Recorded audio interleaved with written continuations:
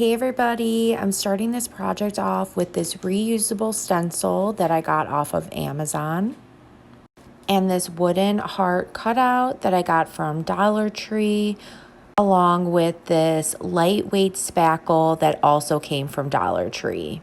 On this stencil, there's a small and large border piece. I'm going to be using the larger border piece, and I'm just placing this at the bottom edge of the heart.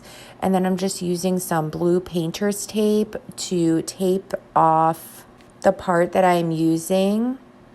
And then I'm also using the tape to hold that stencil right down so it doesn't move while I'm applying the spackle. So I just put a generous amount of the spackle right at the top of the stencil that I'm working on. And then you just want to use a scraper tool and start spreading that spackle all throughout the stencil. Make sure that every part of that stencil is completely covered with a decent amount of that spackle. And I also made sure that I scraped it so that the spackle is completely even all throughout the stencil. And once that was complete, I went ahead and just peeled that stencil right up. And look at how cool this looks. So for the spackle, you do just want to let this completely dry for about 20 to 30 minutes until it is completely hard. So now I'll be using this Shabby Chic chalk paint in the color Nautical Red. And I'm just using this all throughout the entire heart. For in between the spackle, I did just dab the paint on rather than brushing it, just so it gets inside of those little grooves of the spackle.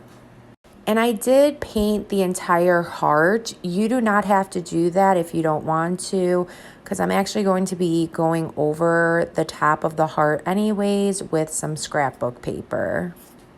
So it's kind of hard to see the raised spackle now, but we're going to go over it with some more paints. So using some of this metallic paint made by Paint Couture, I'm just randomly brushing some of that paint lightly over the bottom of the heart where all the spackle is. And again, I just lightly put this color right on top of that spackle, almost like just feathering that paint on. And then to make that spackle really stand out, I'm using some Waverly Antique Wax, and I'm just applying this as well. So once you put the wax over the paint, you want to just wipe any of that excess right off, and it'll start to bring out some dimension to that spackle. And look at how beautiful this is coming out. I am just loving it so much. So now for the top of the heart, I'm just using this scrapbook paper that I got from Hobby Lobby. So I just traced out the top of the heart on the back of the scrapbook paper and cut that right out. And then to be able to adhere the paper onto the wood, I'm just using a generous amount of Mod Podge. And then go ahead and put that scrapbook paper right over it and smooth it out with your fingers to make sure that there are no air bubbles. And this is looking so pretty. So just to be able to seal and protect that paper right up, I just went back over it with another layer of Mod Podge. So now I'm just using this lace ribbon that also came from Hobby Lobby, and I'm just hot gluing this to where the paper and the wood of this heart meets.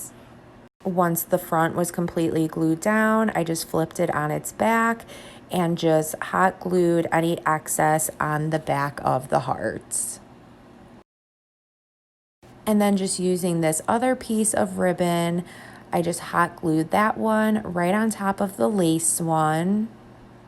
And again, once the front of the heart was all glued down, I just flipped it on its back side to glue down any of that excess.